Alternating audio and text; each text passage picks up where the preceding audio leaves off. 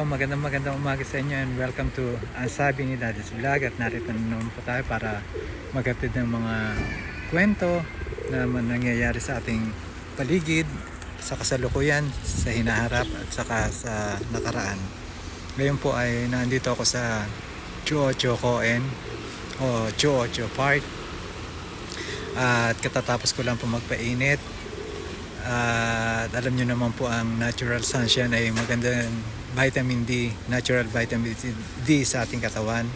Kaya nandito po ako dahil sa mga nakaraang araw po hindi tayo makapag-vlog dahil maulan po at sa bahay naman maingay at hindi po tayo pwedeng magingay dahil may mga natutulog pa dahil meron pong akong mga kamag-anak o meron ako sister na nagtatrabaho bilang staff.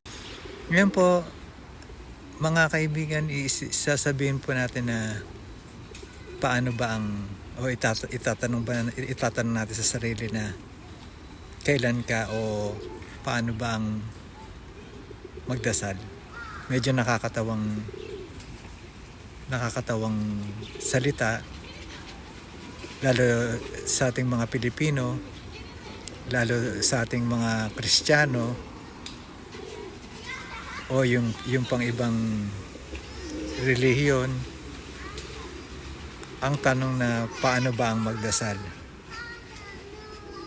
Ang pagdarasal po ay ginagawa kapag tayo ay wala nang mapuntahan o wala na matakbuhan dahil sa mga problema at sa mga bagay na pangyayaring dumarating sa ating buhay na hindi natin inaasahan.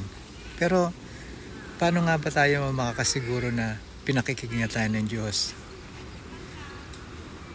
O marami sa atin na nagdadasal lang pero hindi nila, wala sa puso nila o hindi taimtim ang kanilang pagdarasal. Hindi naman sa hindi pakikinggan ng Diyos ang ating mga dalangin, pero siya lang ang malalapitan natin para matugunan ng ating mga pangangailangan na nagpapahirap sa ating mga puso at sa ating mga damdamin. Kaya ituturo po natin kung paano magdasal at magpasalamat sa Diyos. Ang pagdarasal po ay ginagawa ng taimtim.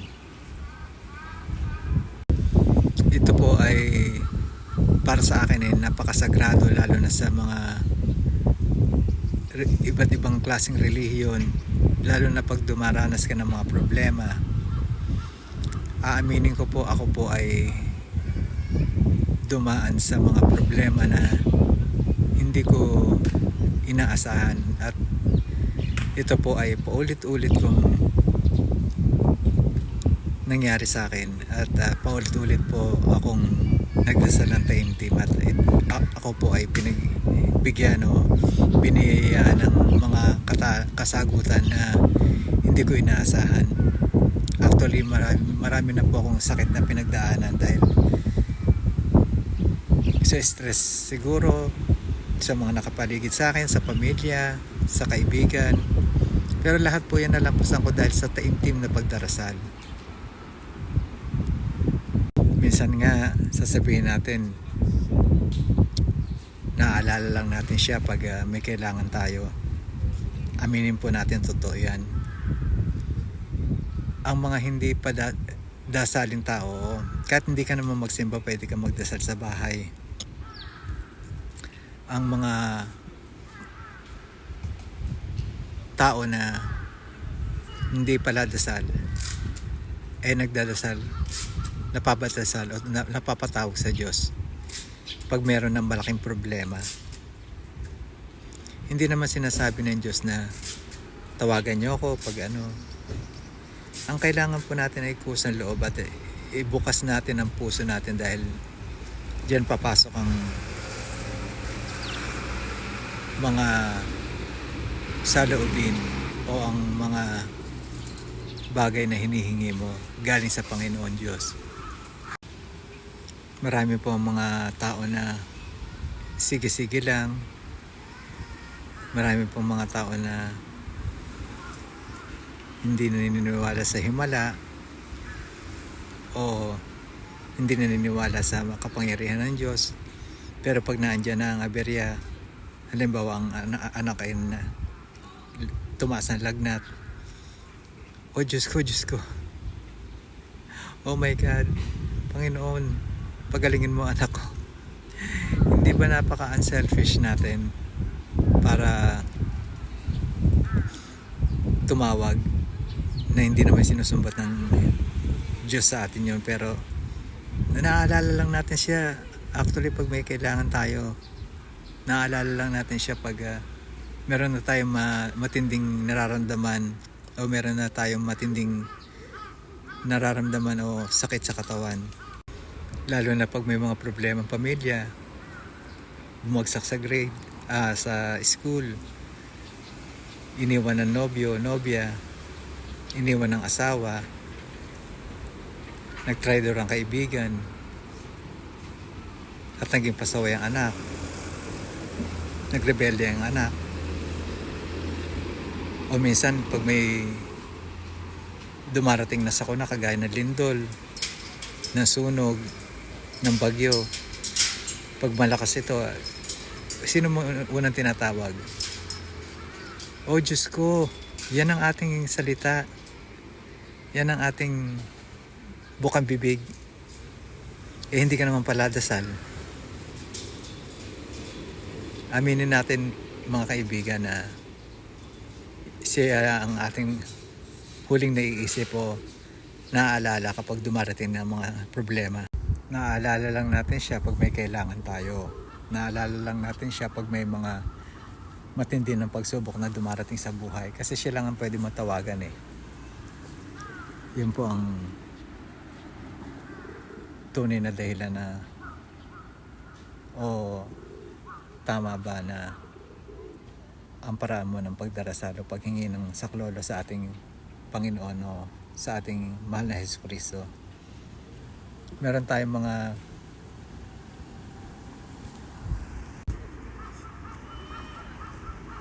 mga bagay na nasasambit. Sasabihin natin, oh my God, ang sarap. Pati sa pagkain, totoo naman yun pag masarap ang pagkain. Pati sa pagniniig o pagtatalik, nababanggit natin yan.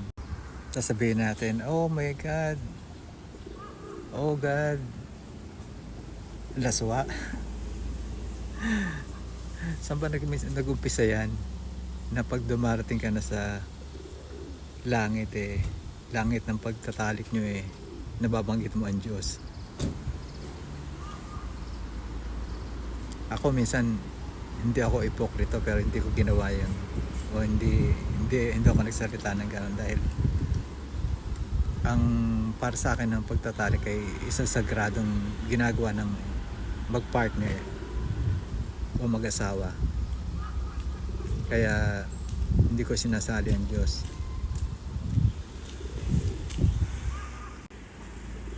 At marami sa atin, aminin nyo yan, hindi soolong-soolo ang mga ama namin, ang Baginong Maria. Soolong-soolo yan, lalo na yung pagsisimba. Alam na alam yan, at soolong-soolo ng mga tao. Pero alam ba nila ang mga binabanggit nila o sinasambit nila o ang kahulugan ng kanilang binabanggit na dasal? Kasi ako nung unang nagdadasal din ako pero matapos ko na yung ama namin, ang Baginong Maria, tapos na hindi ko man lang inisip na ano nga bang hinihingi ko o ano nga bang nilalaman ng mga sinasabi ko. Hindi natin alam yan, kaya dapat po natin malaman yan at kailangan po taimtim ang pagdarasal. Ilagay nyo natin sa puso para pumasok ang Diyos sa ating kaisipan at sa ating puso.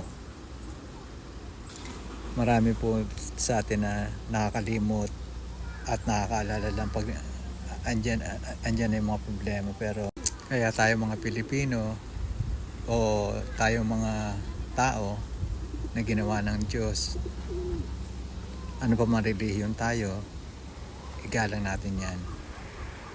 Igalang natin ang iba't ibang relihiyon dahil yan po ang kinamulatan nila o natin. Huwag po tayong masyadong abuso dahil tayo po ay ginawa ng Diyos. Hindi po para pahirapan. Tayo po nagpapahirap sa ating sarili at tayo po gumagawa ng ating kapalaran. Minsan sinisisi pa natin ang Diyos kung bakit nagawa niya to. Halimbawa, iniwan ka ng syota mo, nawalan ka ng magulang. Iniisip mo bakit sinisisi mo ang Diyos, bakit kinuha ng magulang mo. Nilikha niya po tayo para gumawa ng sariling buhay. Pero dapat nating isipin na tayo mapalad o dapat na magpasalamat dahil kahit ano pa man tayo, kay bulag, pipi at bingi, at kung ano man ang mga bagay na iniisip at dumarating sa ating problema, hindi kagagawa ng Diyos yan dahil tayo ang gumagawa lahat niyan.